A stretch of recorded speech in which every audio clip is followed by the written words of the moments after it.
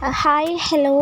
ഇന്നിവിടെ വന്നിട്ടുള്ളത് ഒരു അടിപൊളിയായിട്ടുള്ള ഒരു കേക്കിൻ്റെ റെസിപ്പി വീഡിയോയും അതുപോലെ അതിൻ്റെ ഡെക്കറേഷനും ഒക്കെ ഇൻക്ലൂഡ് ചെയ്തിട്ടുള്ള വീഡിയോ ആണ്. വീഡിയോ കണ്ടു നോക്കുക. കണ്ടിട്ട് ഇതുപോലെ നിങ്ങൾ ഒരു വട്ടമെങ്കിലും ഒന്ന് ട്രൈ ചെയ്ത് നോക്കുക. വീട്ടിൽ എളുപ്പത്തിൽ റെഡിയാക്കാൻ പറ്റുന്ന ഈസി മെത്തേഡാണ് കേട്ടോ. അപ്പോൾ എങ്ങനെ നമുക്ക് ഇതുപോലെ പെർഫെക്റ്റായിട്ട് സ്പഞ്ച് റെഡിയാക്കാൻ നോക്കുക. അതിന് വേണ്ടിയിട്ട് 1/4 കപ്പ് കൊക്കോ പൗഡറും 250 ml കപ്പിന് 3/4 കപ്പ് മൈദ, 1 ടീസ്പൂൺ ബേക്കിംഗ് പൗഡറും 1/4 ടീസ്പൂൺ ബേക്കിംഗ് സോഡ എന്നിവ ഇട്ട് കൊടുത്തിട്ട് നമുക്ക് ഒന്ന് അരിച്ചെടുക്കാം. ഒരു 3 വട്ടം അരിക്കണമെങ്കിൽ നല്ലതുപോലെ മിക്സായി കിട്ടും.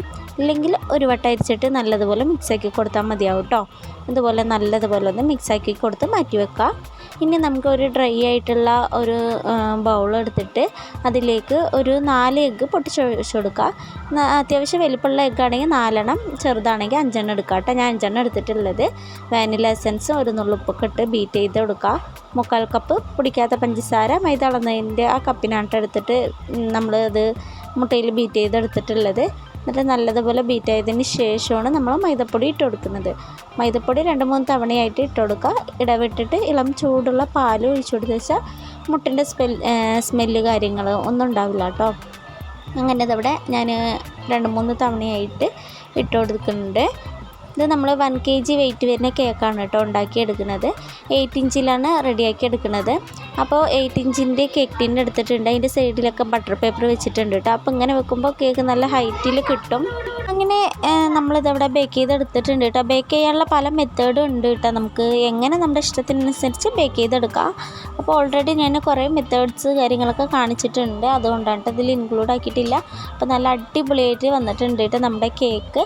അപ്പോൾ നല്ല ഡാർക്ക് കളർ കേക്കിന് കിട്ടണമെന്നുണ്ടെങ്കിൽ ഒന്നെങ്കിൽ നമ്മൾ നല്ല ഡാർക്ക് കളറിലുള്ള കൊക്കോ പൗഡർ യൂസ് ചെയ്യുക കേട്ടോ. ലൈറ്റ് കൊക്കോ പൗഡർ ആണെങ്കിൽ അതിനനുസരിച്ചിട്ടുള്ള കളറാണ് കിട്ടുള്ളൂ. എപ്പോഴും കൊക്കോ പൗഡർ എടുക്കുമ്പോൾ നല്ല ക്വാളിറ്റി ഉള്ള കൊക്കോ പൗഡർ എടുക്കാൻ പ്രത്യേകം ശ്രദ്ധിക്കണം കേട്ടോ. ഇല്ലെങ്കിൽ ഒരു കയ്പ്പ് ടേസ്റ്റ് വരാനുള്ള ചാൻസ് കൂടുതലാണ്. അങ്ങനെ അതവിടെ സ്പഞ്ചി ആയിട്ട് നമ്മുടെ കേക്ക് നല്ല പെർഫെക്റ്റ് ആയിട്ട് വന്നിട്ടുണ്ട് കേട്ടോ. നമ്മളിതിൽ ഓയിൽ കാര്യങ്ങളൊന്നും ചേർത്തിട്ടില്ല. എങ്കിലും നമുക്ക് നല്ല പെർഫെക്റ്റ് ആയിട്ടാണ് കിട്ടിയിട്ടുള്ളത്. ഇതുപോലെ ഒരു വട്ടമെങ്കിലും ഒന്ന് ട്രൈ ചെയ്ത് നോക്കാം കേട്ടോ. നമ്മുടെ വീട്ടിലൊക്കെ എന്തെങ്കിലും ഫംഗ്ഷനോ കാര്യങ്ങളോ കുട്ടികളുടെ ബർത്ത്ഡേ അങ്ങനത്തെ എന്തെങ്കിലുമൊക്കെ വരുന്ന ടൈമിലൊക്കെ നമുക്ക് വീട്ടിൽ ഹോം മെയ്ഡായിട്ട് ഉണ്ടാക്കി കൊടുക്കാൻ പറ്റും കേട്ടോ. അപ്പോൾ ഇതെനിക്കൊരു ഓർഡർ കിട്ടിയിട്ടുണ്ടായിരുന്ന കേക്കാണ്. നമ്മുടെ സ്പഞ്ചിനെ 3 ലെയറായിട്ട് കട്ട് ചെയ്തെടുത്തിട്ടുണ്ട് കേട്ടോ. ഇനി നമുക്കിത് അസംബ്ലി ചെയ്ത് കൊടുക്കാം. അപ്പോൾ ഞാനിതവിടെ കേക്ക് ബോർഡിലാണ് കേട്ടോ ആദ്യം ക്രം കോട്ട് ചെയ്തിട്ട് നമ്മൾ മാറ്റാൻ വേണ്ടിയിട്ടാണ് വെച്ചിട്ടുള്ളത്. അപ്പോൾ ആദ്യം ക്രീം അപ്ലൈ ചെയ്ത് കൊടുത്തിട്ടുണ്ട്. എന്നിട്ട് നമുക്ക് ഫസ്റ്റത്തെ ലെയർ വെച്ച് കൊടുത്തിട്ട് ഷുഗർ സിറപ്പും കൊണ്ട് വെറ്റ് ചെയ്ത് കൊടുക്കുക. അങ്ങനെ അതവിടെ ക്രീം കോട്ടൊക്കെ ചെയ്ത് കേക്ക് ബേസിലോട്ട് മാറ്റിയിട്ടുണ്ട് കേട്ടോ. എന്നിട്ട് ചെറുതായിട്ടൊരു യെല്ലോ കളറാണ് കൊടുത്തിട്ടുള്ളത്. ഒരു സൈഡിൽ ഗനാഷ് ഒഴിച്ചിട്ടുണ്ട് കേട്ടോ. അപ്പോൾ ഗനാഷിൻ്റെ റെസിപ്പീസ് കാര്യങ്ങളൊക്കെ നമ്മൾ വ്ളോഗിലൊക്കെ ഇട്ടിട്ടുണ്ട്. പിന്നെ ഒരു റെഡ് കളർ പോലെ വരുന്നൊരു കളർ ഷെയ്ഡിൽ ഒരു ഫ്ലവറും, yellow flower, light yellow flower, പിന്നെ അതിന് ലീഫ് കാര്യങ്ങളും, പിന്നെ ഹാപ്പി ബർത്ത്ഡേ എന്ന് എഴുതി കൊടുത്തിട്ടുണ്ട്. പിന്നെ ഷുഗർ ബോൾസ് ഗോൾഡ് കളറും വൈറ്റും എല്ലാം കൂടി മിക്സഡ് ആയിട്ടാണ് ഇട്ട് കൊടുത്തിട്ടുള്ളത്. പിന്നെ ഫ്ലവറിന് മുകളിലായിട്ട് ഒരു വലിയ ഷുഗർ ബോൾസ് ഇട്ട് കൊടുത്തിട്ടുണ്ട്. അപ്പോൾ ഇത്രയേ ഉള്ളൂ കേട്ടോ. ഫൈനൽ ലുക്ക് എങ്ങനെ ഉണ്ടെന്നൊന്ന് കമൻറ്റ് ചെയ്യണേ.